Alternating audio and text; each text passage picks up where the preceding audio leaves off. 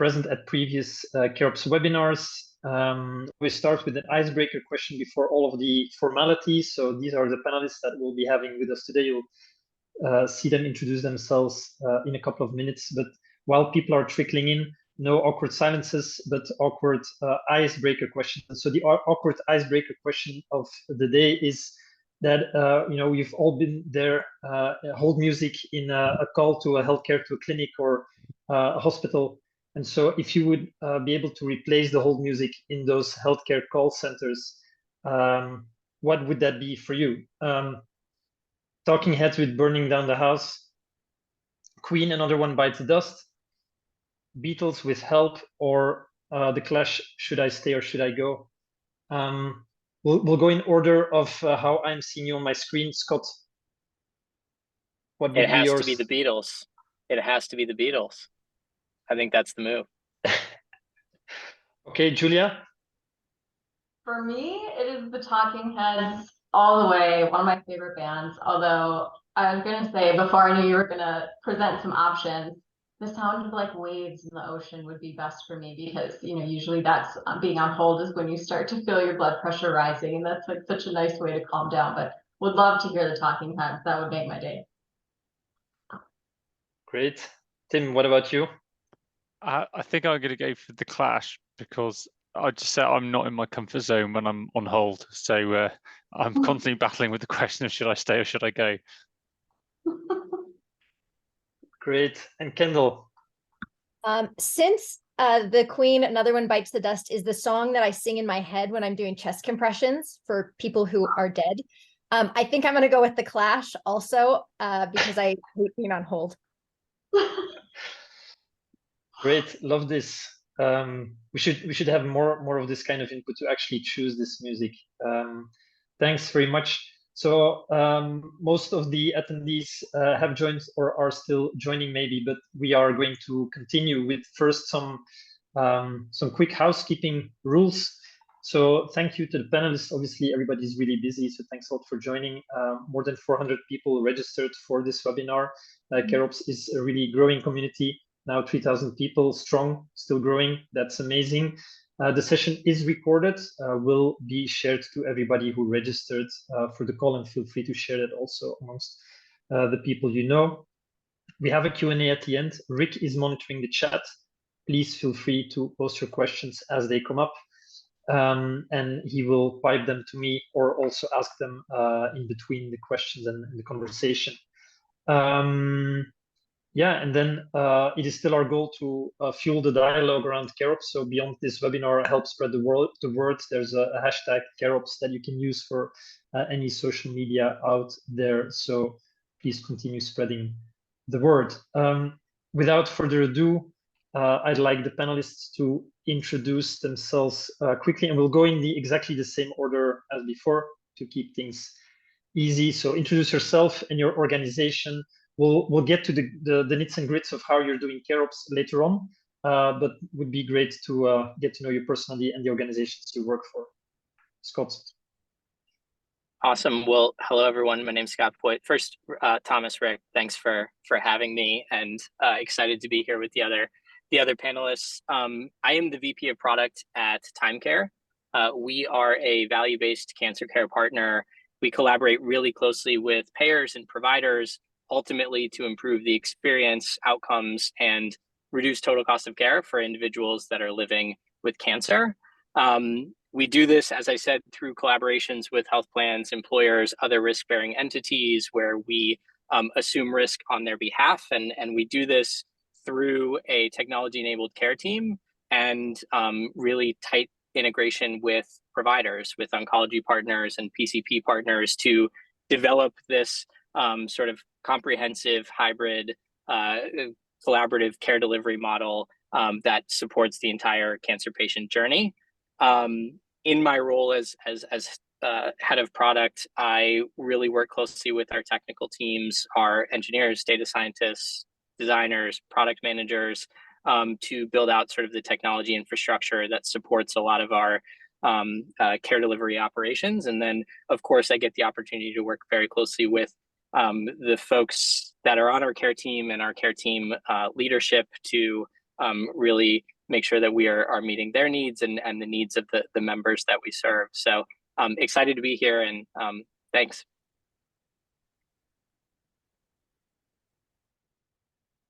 Julia, you're up next.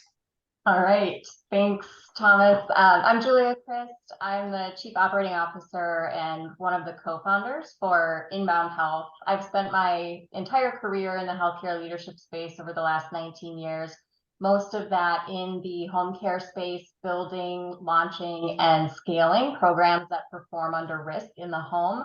Specifically love the space of seniors in the home and how those programs can really influence patient outcomes for that cohort of folks. We created Inbound just about a year and a half ago. It's a spin out from a health system in Minneapolis, St. Paul, where we were creating home hospital and home SNF programs in order to react to the COVID volumes. And saw an opportunity in talking with so many other colleagues across the healthcare landscape and other health systems to bring these services at a scaled size to other health systems to enable them to create their own programs to launch home hospital and home SNF. So we are in part a provider organization. We employ physicians and nurse practitioners. We're also a staffing agency. We hire nurses and community paramedics who work on behalf of our customers. Then we're a management company as well, providing the leadership as well as contracting support and virtual clinical services. So excited to be here today and talk about what we're doing and learn from others on the panel. Thanks for having us here. Thanks, Julia. Tim? Hi there, everyone. So Mindler is Europe's largest digital mental health business. We operate across four geographies, and we provide therapy through video call and sometimes phone call to patients. I lead our NHS business based in the UK. For anyone not familiar, the NHS is the UK's national healthcare service. It has a budget of around £250 billion, and we work for individual care commissioners looking after different regions, and specifically the sandbox, which you may see behind me, is our service for children and young people. So we provide therapy to them online. And I'm a former investment banker who did a ski season late in life and decided to move into healthcare. So thank you very much for having me. Thanks, Tim. Kendell, last but not least. Hi, I'm Kendell Cannon. I'm an internal medicine physician by training. I started out at Intermountain Healthcare, and even in a good health system, I was pretty frustrated with the operations and why we weren't giving people the kind of care they wanted. And so I ended up quitting, moving to Stanford, doing a fellowship. And since then, I have been building these person-centered care models, first a program of all-inclusive care for the elderly, a failed attempt at a serious illness, and most recently, person-centered care for senior living. I joined Herself Health about 6 months ago. We provide care for women 65 plus, really trying to focus on a value-based care approach and thinking beyond the traditional medical treatments, starting to think about social isolation, loneliness, and their overall goals and what is meaning for them.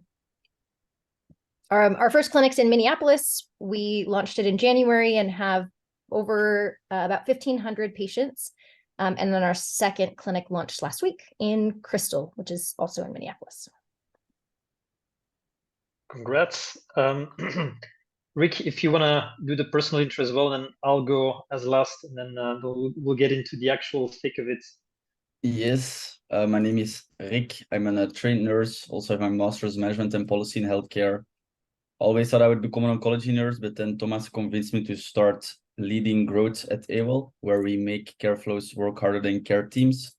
When I'm not doing that, I'm the driving force together with Thomas behind CareOps, and I'm also a full-time meme maker on Twitter and also full-time dog dad to Luca. Yeah, so Rick has 4 full-times. He has 3 additional alter egos running around. So my name is Thomas. I'm co-founder CEO at Awell, also co-author at CareOps. I have an educational background as an architect, but never wanted to become one because I didn't have the patience to wait 10 years between a plan and a building. But then, ironically enough, I end up in healthcare, which is testing my patience probably 10 times more than if I would have become an architect. So that's destiny biting you in the ass.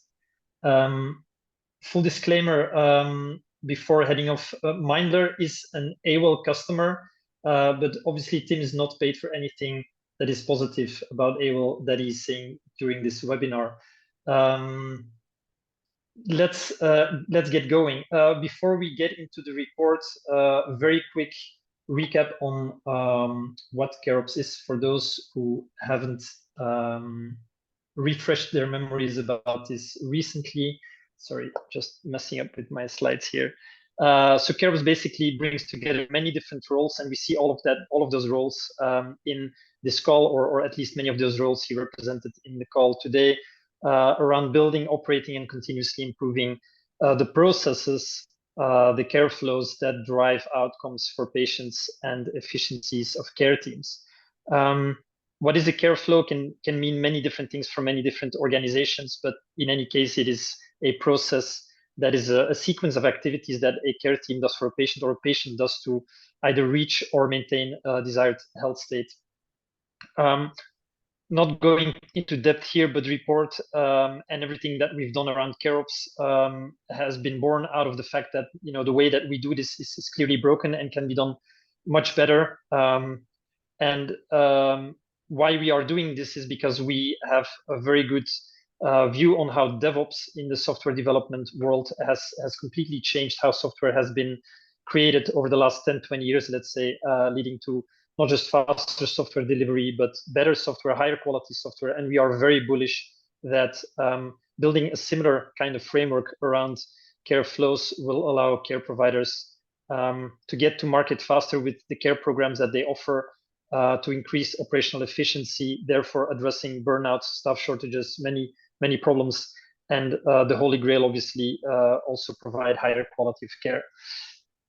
So let's go into the report. And the first question is not linked to a slide, but is the following. So one of the patterns that we've seen across the different questions that we had in the report, or the different answers, for example, why care flows are not used, why there are delays in design, why there are delays in implementation, are actually all related to alignment. So aligning these different roles. And my first question to you all was, how do you deal with this alignment at your organizations? And we'll go the inverse now, as we need to shuffle up the order a bit. Kendell, please. It's interesting that was your first question, because for me, that was my biggest insight coming out of my fellowship, was that the alignment of incentives was the only way that I could get people the care that they wanted. And so I feel pretty strongly that you can't have a care model without having a business model to support it, right? If there's not the financials to do it, you can't support. But really getting clear that there's more than a financial model to try to align incentives. And so we have been trying to really think about it from a multi-pronged approach: patient experience, clinician and clinical team experience. Kind of one of the core bets of Herself is that if we invest in our care team, then we will be able to grow in this time of clinician burnout. And then from a financial kind of incentive perspective, really moving to value-based care. I am a believer in trying to think through care more holistically. Thanks. Tim, by the way, you can also pick up on what each other is saying, but definitely like to hear, how it works at your organizations also. Fantastic. Thomas, you couldn't just repeat that question again for me, just to make sure I get it right, because I was focusing very much on Kendall's answer, and I'm just conscious I may have forgotten exactly what the question was. No problem. So alignment or lack of alignment was a pattern across many different questions in the report, being that lack of alignment leads to not adopting care flows at a provider organization, or delays in design, delays in implementation. So it seems that alignment between the different roles, product, clinical operations, software engineers, business is crucial to get these care flows designed and implemented, and top of the priorities at your organization. So how do you deal with getting to this alignment at your organization? Is it you, Tim, as top down saying, hey, everybody needs to do this, or is it different? Fantastic, thank you, and sorry for just asking you to go there again. So I think for our business, there are two different parts to this, because one is just that internal team alignment, which is how do we get different functional units of our organization to do the same thing and have the same priorities. And the classic one is someone in product who wants to basically work on the most fun and exciting thing and build something really cool that they can be that's really exciting. And maybe someone in the clinician side who's much more interested in another button in compliance that would save them a bit of time, which the product team might not be so interested in. So that's one example. And then the other one, I think, is just alignment between our organization and our customer, which is the NHS. And the NHS's fundamental alignment is to save money, and our alignment at some level is to grow our revenues.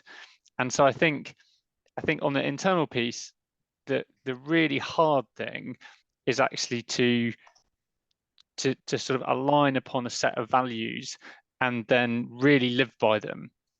And I think, one organization that we look at that does this very well, which is not in healthcare, is Amazon. I was chatting with an Amazon exec at a drink thing recently, and they said something I really liked was using the values at the end of a meeting. So one of Amazon's values is bias to action.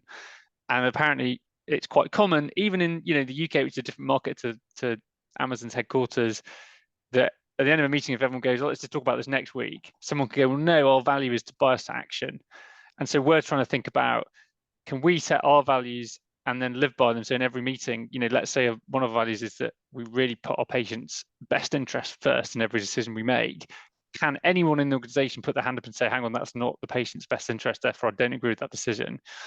And then I think I might, to give everyone else a chance, maybe we'll park the NHS alignment thing as well, but I think that takes us to value-based care and some other things, but I'll hand over the microphone there.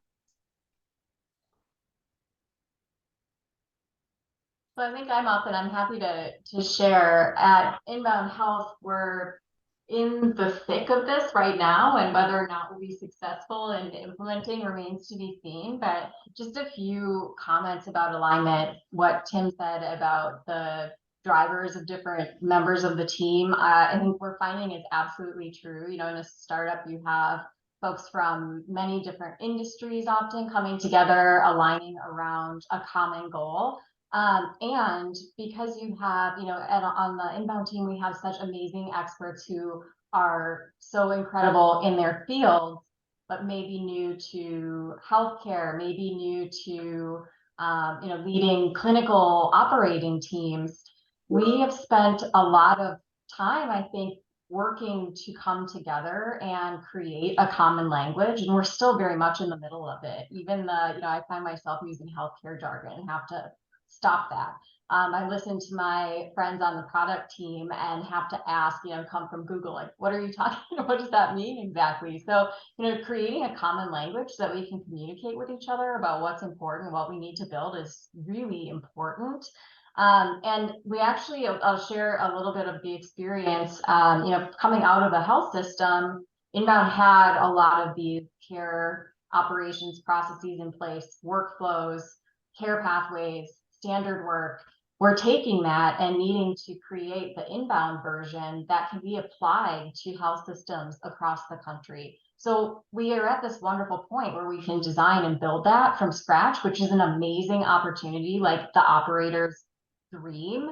But it's also extremely challenging as you're trying to build all of these different functions out across the different areas of the organization. And it takes time. And I think we have not, I think we're learning this lesson now and reacting to it on the Inbound executive team, even that it takes time and intentional effort to align all of the resources, specifically clinical time, operational time, the implementation team's time, and our tech and product team's time to come together and say, what is it that must be true? What are our principles for design? And what are we not going to negotiate on? It has to happen. And then how do we actually do this work outside of a health system on behalf of the health system? It takes an incredible amount of time to do that. And I think we tried to shortcut it and not take that focus time together. So we've been going through the past couple months, actually sitting down together in a staggered way with prioritization to build out the workflows, ensure we have everything buttoned up, care pathways, standard work that's attached to the workflows, that we have swim lanes for all the various folks. Because if we don't get that right, we're not going to be able to scale and execute in the magnitude that we have planned. And it is worth taking the time and investing in the people to do that, to build a really solid foundation and infrastructure to just grow from. But it's very hard in a startup world where you're trying to move really quickly and be autonomous and focus on your areas where you have expertise, to say, let's slow down, let's learn from each other, create a common language, a common set of tools, a common way of accessing information and storing it. It really does take a lot of time, and that feels like the most precious resource in the startup world. I can sort of chime in from the Thyme Care perspective, and Julia, one of the things that you said in there really resonated, which is sort of the shared language and shared understanding, especially between technical and non-technical teams. It's one of the things I think a lot about as the head of our product team, and sort of how do we do that internally. I would say from an alignment perspective, there's really two things that come to mind for me. One is making sure that we are all oriented around the same outcomes that we are trying to drive. And those are both long-term outcomes and much shorter term, like over the course of the next month, over the course of the quarter, what are the short-term outcomes that we are really trying to drive within the team? And some of those may be like very directly tied to longer term outcomes with regards to things like total cost of care. Others may be more process focused and just sort of internally getting new processes in place or existing processes ironed out. But it's really about alignment around the outcomes we are trying to drive, because things can flow down from there. And then the second thing that comes to mind for me is definition of roles and accountability. And if you can do that really well, which is difficult, and especially in a growing environment, because there are new people coming on board and roles can shift and change over time. But if you can define accountability really well on a constant basis, it sort of allows for communication to flow downstream effectively, which then enables the alignment sort of from top to bottom around what we are running after, what outcomes we're trying to drive, the strategy, and the how for how we're going to get there starts to fall into place. So it's really about outcomes orientation and then accountability within the roles on the team. I would also like to add on that. So we all mentioned like expertise and shared understanding and using the shared language. For me, there was also like two important bits. It's like hire the right clinicians, because not everyone is like able to thrive in a startup with all the chaos. And then more importantly, also invest in onboarding them. Like no clinicians are used to work in Slack, and I see some organizations like, here is Slack and do your thing. That's never working. So you need to put enough time and resources into onboarding them properly, and also just respect each other's expertise as well. Because when you are in a room and you have engineers and you have clinicians, both of them, they think they're the smartest in the room, because they all think they have egos, they think they're pretty smart. And this game of who's the smartest, it doesn't just bruise the egos, but it also handicaps innovation. So for me, it's about, okay, respect the fact that clinicians are the person that knows everything about patient safety, how to treat patients and how to take care of them. But clinicians would also respect the product manager and the engineers on the team to say, okay, you know best how to solve this problem. Please do it for me and I will take care of the patient. And that's for me also super important. I was going to share, I think one of the things that was unique to me about Herself Health was the amount of time and energy spent on the values and really getting clear as to what those are. I have historically just wanted to jump in and start moving, but I think that has really allowed the alignment of that clinical team so that they're fully bought in, oftentimes I see us as organizations build really cool things, and then I am expected as the doctor to go tell the clinicians, here's what you're going to do now today. And it's not that co-design or shared kind of process mapping. And so if there's nothing else, it's like, how do you share the same values and then interact for building care flows, rather than having it be a top-down discussion, because it just doesn't work. So to quickly touch upon that, and then we'll go into the first, let's say, set of results from the reports. One of the things that we've remarked is that there's a tendency to align on a standard in healthcare, right? And so it's this trying to align on a standard that actually creates this difficulty to get to alignment, because a standard has in itself something that is immutable, something final, right? And when you shift the mindset, the cultural mindset of an organization to one of continuous improvement, then alignment around a V1 that then can become a V2 and a V3, and many different things over time is way more easy to get to that initial alignment. Is that something that resonates? I think for me that resonates a lot. I think the iterative nature of the work that we are doing together is something that has to be really well understood by everybody on the team. And when, as you noted, Thomas, when you approach it through that lens, there is an understanding that this is not the end, this is not final, and there is always going to be room for change and improvement. And then the other thing that I started to think about when you were talking about standards is, I'm sure we all face this when we think about care flows development, is how do you allow for flexibility in care flows in a way that doesn't feel sort of like, in a way that the folks on our care team don't feel sort of stifled or like they are in a box around what they are able to do.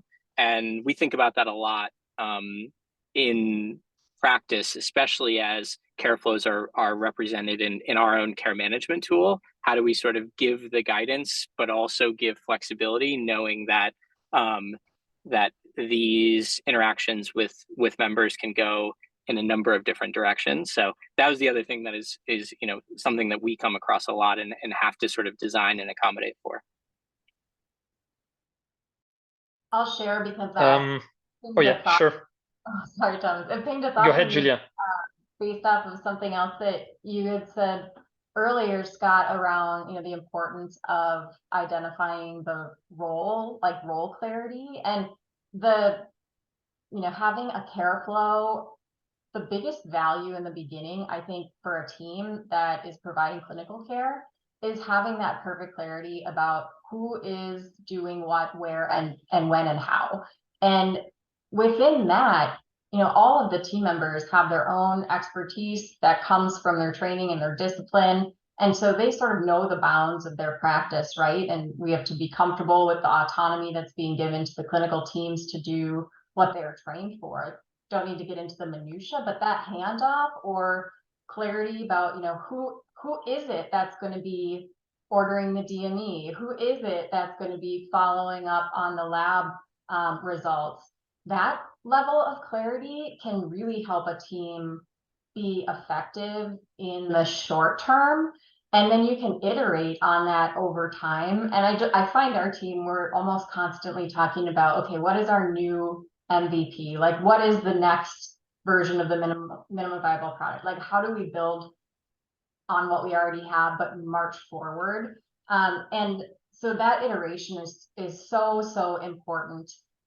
In retrospect, one of the things that I wish we had more clarity on in the beginning was just the focus, right? Because we can't do everything. And all of the team members that have joined Inbound are so driven and so smart and so type A and want everything to be perfect. And that's just not even possible for us to do together, even with a giant team. So how to set the priorities and say, here's what this has to do, here's what the minimum viable product looks like, and then we got to run to our next priority, and we'll come back as we backfill the team and they can iterate and massage, make it better. That's a learning, I think, that we're still going through on the inbound side.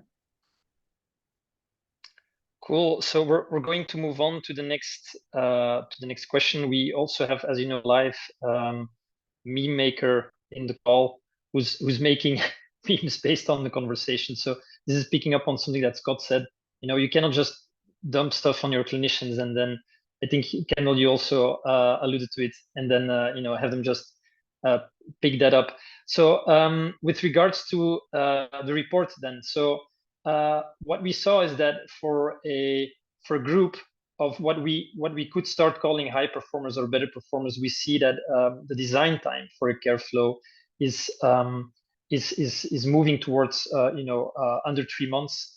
But on the other side of that coin, what we're seeing is that there's actually a growing group of organizations that either don't know or not measuring it, or even didn't provide an answer to this question. And so this kind of indicates that there's indeed, you know, a group that is starting to run ahead of the pack, and that the pack is actually not just lagging behind, but getting bigger. Now, the question that I wanted to ask you guys to you know, inspire this group that is getting larger but lagging behind, inspire these people and tell us, you know, how are you dealing at your organizations to make sure that you can actually design these care flows in a short enough time. So enlighten us on the secret sauce of how your design phase works of a care process.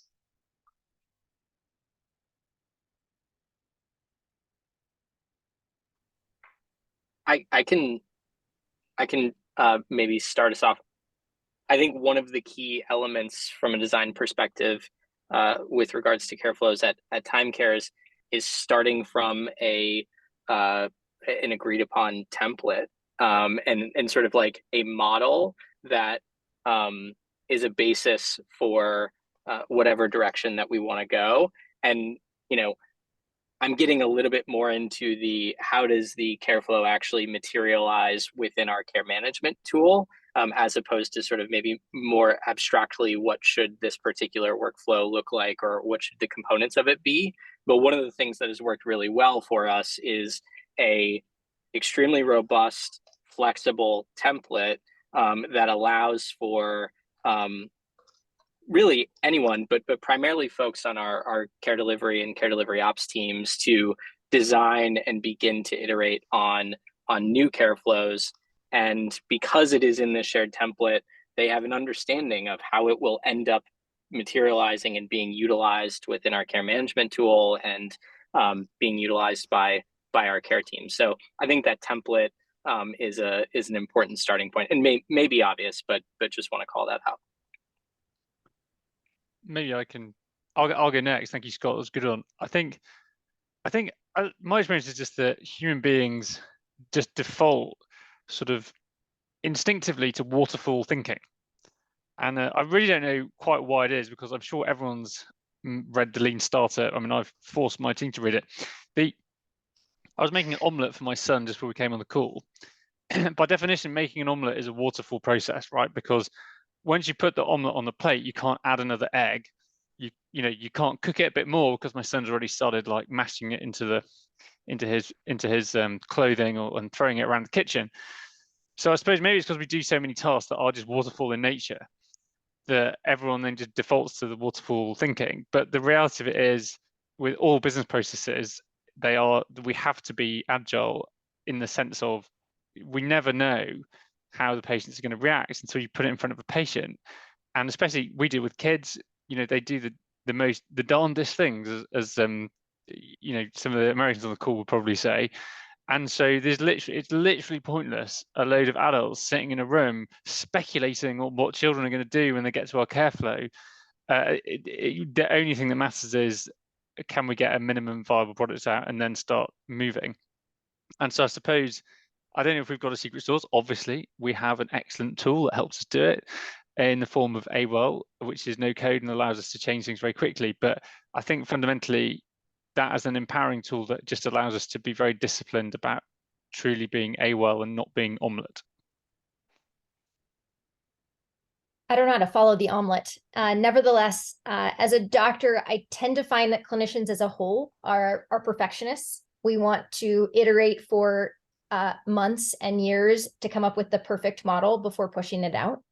And so one of the things that has become kind of a tagline on our team and that I constantly push them is that we're going to design something, we're going to come up with it, and it's going to be half wrong. For me, the idea of design thinking was like an unlock to go from my fixed mindset of this is what I do as a doctor to making something that was new. And so really helping your clinicians work through that, you end up coming up with faster design and faster implementation because you know that it's going to be half wrong and that you can continue to improve. The goal is that it's better than what you currently have. And so spending the time to specifically train clinicians on this idea of design thinking, as well as the idea that medicine in general is a culture of blame.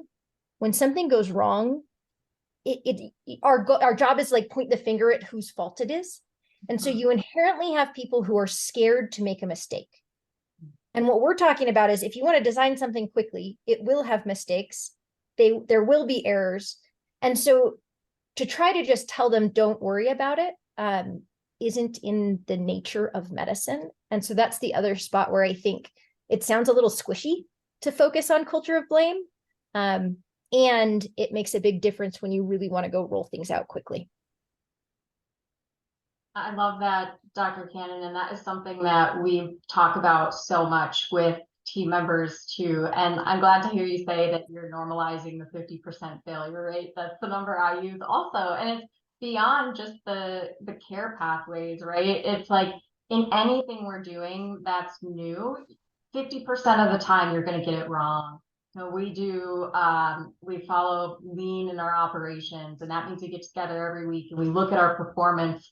We look at the projects that are meant to influence the performance. I did a look back for the last year, and 50% of the things we tried failed. But then we had another idea and we very quickly tried it and that worked, So normalizing that for the team, especially, I talk a lot about no shame, no blame, like creating that culture of trust and psychological safety is so important for being successful and creating a new business and driving growth. So I really, really love that. I'll just add, because I think all the comments were so good, I'll just add a couple of thoughts. Scott, you're saying, having a template, maybe that's really easy. Like, no, that's one of the examples of where like the most easy thing is actually quite brilliant, right? And it's not what most people do. Like having a really standardized template that everybody uses, that sets you up for like no rework later. You don't have to go back and interpret things differently. Like that is a key to working really quickly. The other lesson learned, and this happened to me in the early days of COVID when we were first building a hospital at home model. For the first time, we were all aligned across the health system towards a common goal. And I could actually get everybody, because we were in our homes, in our basements, wherever, on a call, a Zoom call, to design workflows together across clinics, hospitals, post-acute settings, home-based settings. We built it and launched it within 2 weeks because we had every single stakeholder on the call and went through the painful process, which was actually wonderful, of saying who's doing what where, how are we going to get these connections, and then working through it and like modeling it multiple times and then sending one of our team members out to see if the process we built works. Having that invested time in a short period of time is really an amplifier, but it feels impossible to schedule, but it is so worth having because it is just going to propel the growth and creation of a company. So all of this great stuff, we're going to have to pick up the pace a little bit. There's only 20 minutes left in the conversation. I feel on all of these points we can talk, at least an hour. And we might need to have, additional webinars on each one of these points, but we're going to move on to the next question. And this is in the next stage of the CareOps life cycle. So first is designing, validating. The next stage is to build, implement these flows into the tools and the systems that these teams use on a daily basis. We're not going to talk about the factors that are delaying implementation time. I don't think we have enough time for that today. What I wanted to touch upon is this stat that came out of the report. So a couple of things that we tied together from the report is that more and more organizations are using care flows, which is great. But what we're seeing on the other side of that coin is that actually a diminishing percentage of all of those flows actually get implemented. So this means actually that a lot of people are designing, right? Like Julia is saying, maybe Julia's organization, Inbound Health, is a top performer because whatever they design gets implemented in 2 weeks. But what we're seeing from the data is that a lot of organizations are spending a lot of time designing, a lot of time in those calls, getting alignment, but then ultimately not getting that implemented for their teams. And that's obviously a problem, because it's like Tim leaving his omelette in the pan and not giving it to his son to start throwing around the room. So any thoughts on this?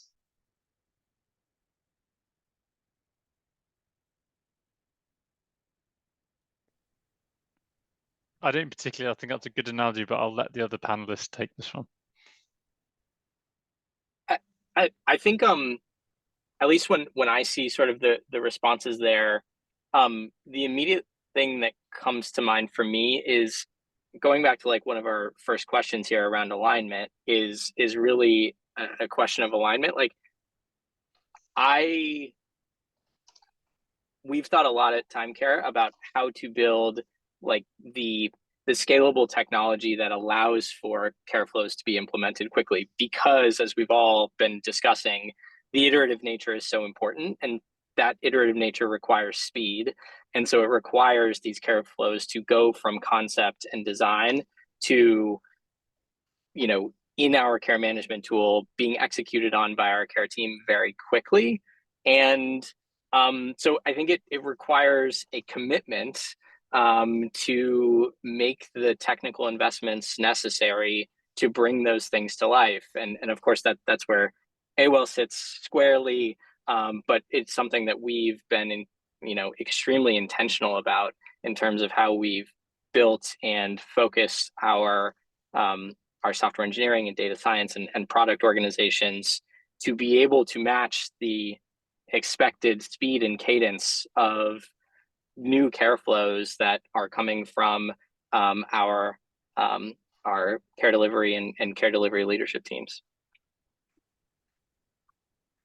I'm thinking of the page in the report with the kid playing Uno, and the person looking at it who's on the other side, who's got their all of the IT priorities. It really is often that, I think, that stops things from being implemented.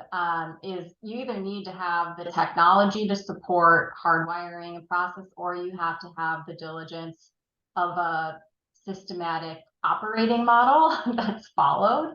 And most of the time those things are absent in a health care organization, and very hard to create the discipline needed to launch something and then, it's not the best word, but like audit, is it working, modify it, iterate it, launch it again, and then go back and audit again. These are processes that it's very hard to hardwire those things into an organization. One of the things I've been most excited about in moving from a health system to a startup is being able to build and design the technology that supports the care pathways.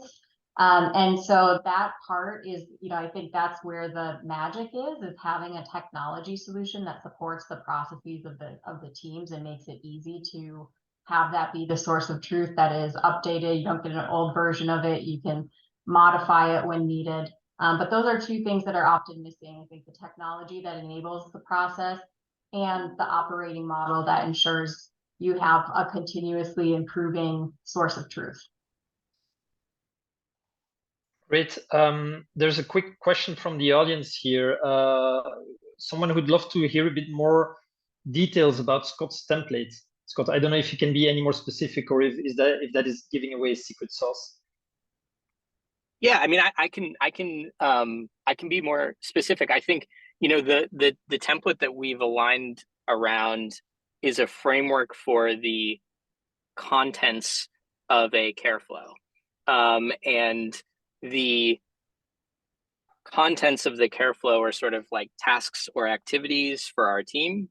and they contain everything from assessments to recommended actions for the team, and they contain who on the team, what role on the team should be responsible for that particular task, how long we expect that task to take, what the completion of that task will trigger in terms of a next step.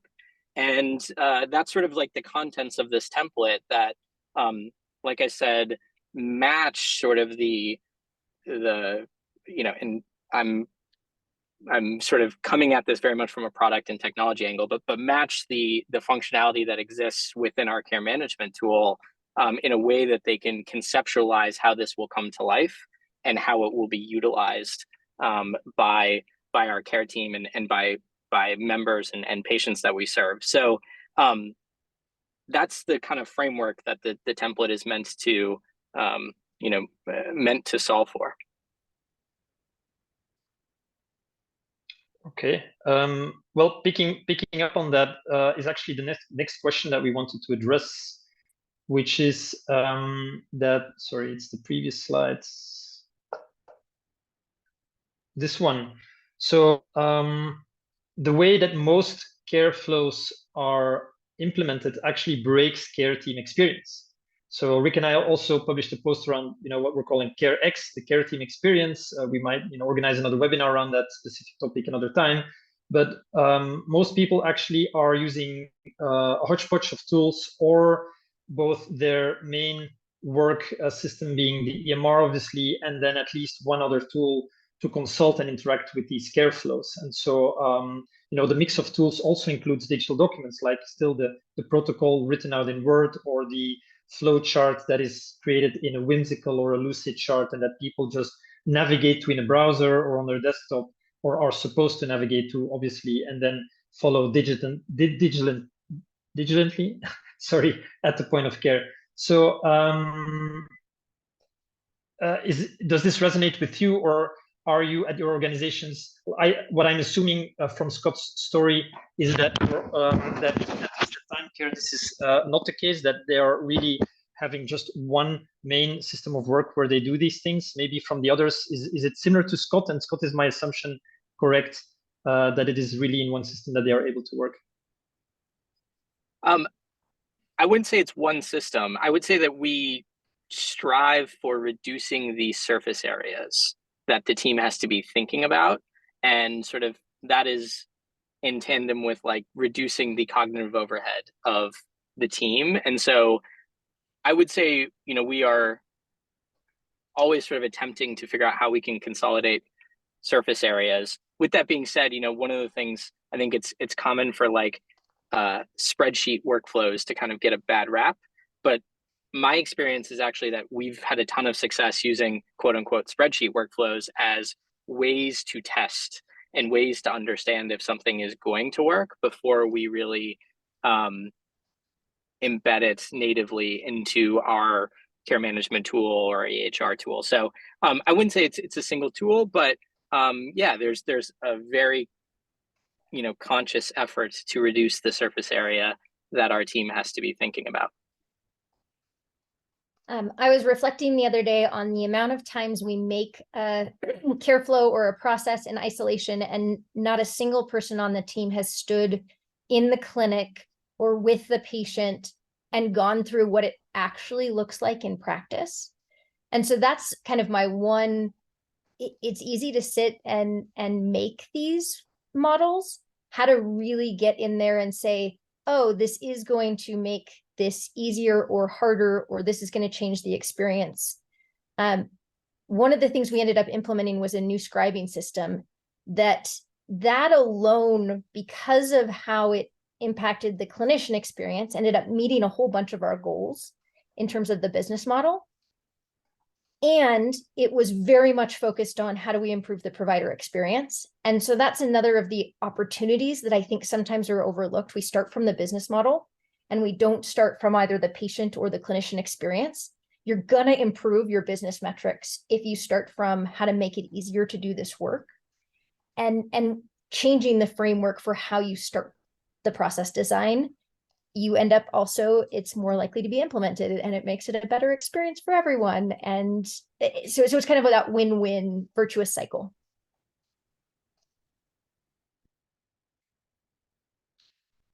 Great stuff. Sorry to drive forward here, but I just want to get one more in, and then maybe another question from the audience, and then unfortunately we'll have to wrap up.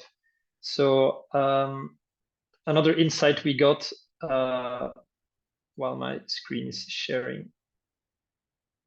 Yes, this is now going into the next stage of the life cycle, the CareOps life cycle. So we've had design, we've had building and implementing these care flows, but then we go on to monitoring, right? How are these care flows driving, the outcomes, both the short-term and the longer-term ones that Scott was referring to, of our business and of our care model, but also how are these metrics driving iterations, right? What is informing the iterations that we do to these care flows? And what we see coming again after the 2022 reports, this is getting confirmed in 2023, is that really performance metrics as a group trumps all other categories, both for monitoring and iteration. Obviously, they are linked, right? It's not surprise that these are in both the monitoring and iteration the top category. But performance metrics, for all clarity, is things like patient engagement, patient drop-off completion rates of, for example, of patient-reported outcomes or other types of forms, onboarding flows being completed, etc. So maybe the question for the audience here is, why do you think, maybe Kendell, we are also very big believers in value-based care, and I strongly believe in what you just said, that if you start from the care model and you make it easier for clinicians to work, for patients to adhere to these flows, and ultimately you align on a set of more clinical outcomes than performance metrics, the rest will follow by itself, right? But what according to you is blocking the whole industry, because that's clearly what the data says, from moving in that direction? Clinical metrics are harder to measure and they take longer to come back. It's easy to perform whether somebody, or to measure if somebody did something. It's a 0 or a 1. It's a yes, no. Whereas a clinical outcome, there's like degrees of clinical outcome. And did you improve the A1C by 1% or by 0.1%? How we're kind of measuring them, they're also not quite as standardized.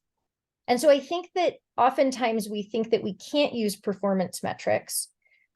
My thought and recommendation here is that oftentimes it doesn't matter what we're collecting, we never show it to clinicians. You have some really smart people who are good at processing and measuring trade-offs and understanding data. And we very rarely give them information. And so 2 of the things that I think are really helpful is, 1, just sharing the data, whichever version you're using. And the second is to align, for example, we aligned our bonuses with what is most important to us this quarter. It is not about the money, but it is about kind of putting that belief in what we're focusing on and really aligning the team on that. And I've seen, to go from 0% or, 50% notes closed to 99% every day. Like, these are some of those process metrics that result in better patient outcomes.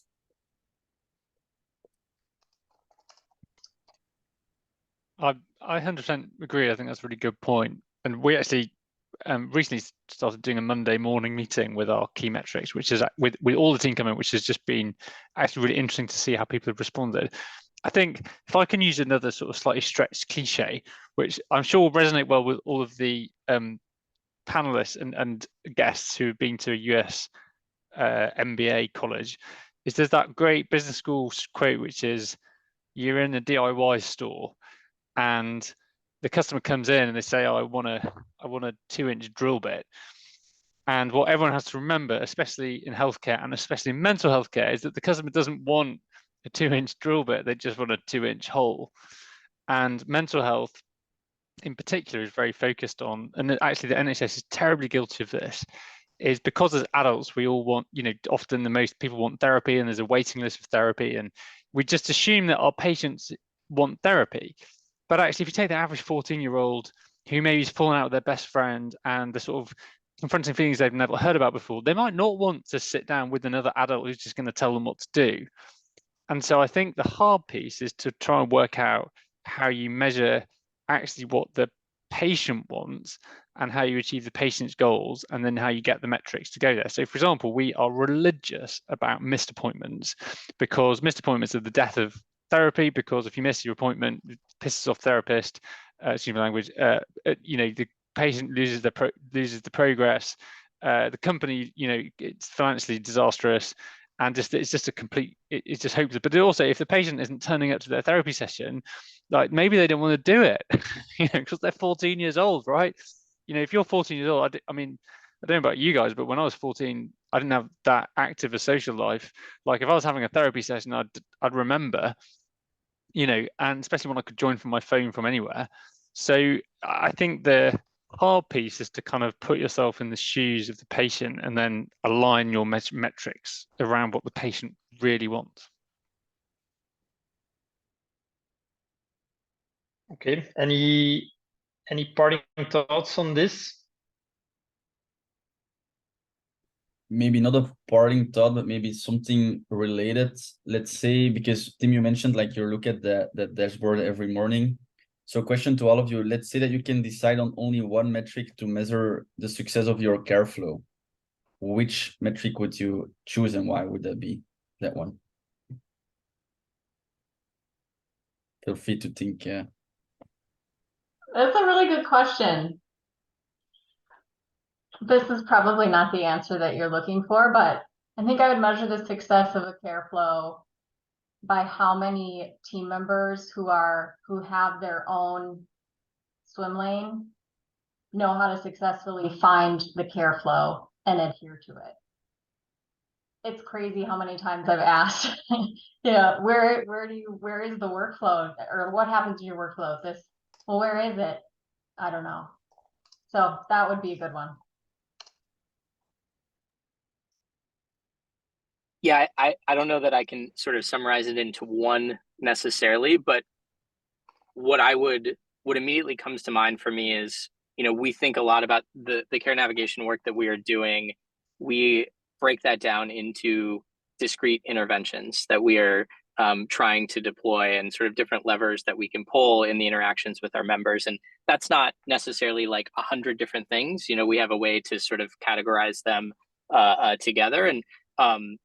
And the metric that comes to mind for me is the percentage of care flows completed for candidates for that intervention.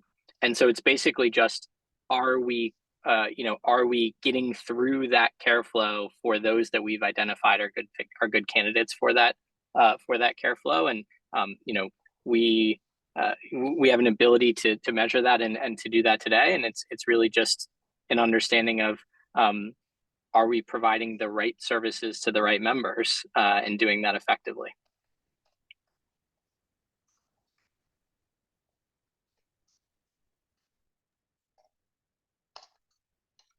Any thoughts, Kendell?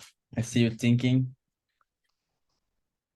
Picking one metric seems really difficult. I think that that all of the answers, how often do you follow what you're doing? I think also, how often do you revisit, and actually from that implementation metrics?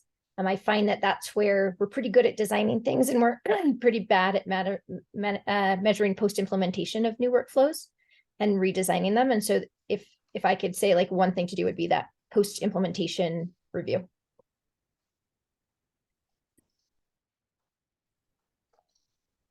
And ours, I can just finish. Ours is a really easy one, because in mental health in particular, we're using patient-reported outcomes. And so really we can just laser focus. For each individual, they have their own holistic story, and the outcome is one part of that story. But across a population, it's a really good North Star. And I think the thing that we can focus on is, are the patients better at the end of our intervention? The question we'd love to know, and I think we really want to be able to answer, is, are they better as a result of our intervention after a year, after 3 years, after 5 years? Have we prevented them from an accident, an emergency, visit, or whatever that might be in the future? So that's a really exciting area for us in the future. Cool. Well, that's a perfect circle with the initial comment from Scott about short-term, long-term outcomes. Our time's up today. Maybe final thing from us for the people who've read the report, you might have seen that for the first time we've included some industry benchmarks in there. So these are key industry metrics like average utilization rate, how much time clinicians spend on non-clinical tasks, percentage asynchronous care like emails, automated, chat messages, whatever is being provided. This is a pretty rich data set, and we're offering for free the ability to benchmark your own organization against peers with the same size, the same care model, the same financial risk profile. So reach out to Rick if you'd like to have such a tailored CareOps benchmark. Big thank you again to the panelists. Oh yeah, one last thing I think. Yes, the next panel will focus a little bit more on the design stage of the CareOps lifecycle, because we always go pretty broad across all the different stages. The next one is really diving a bit more into the design stage with these heavyweights in healthcare. So big thank you again for to the panelists and to everybody joining. Super valuable insights. We'll wrap them up and you'll see them pop up on Rick's Twitter and probably other social media as well in the coming days. And yeah, you're all doing great things. So very nice to have you on the panel and hear your insights. Thanks. Thank you very much. Thank All you. the best. Thank you. Bye-bye. Thanks.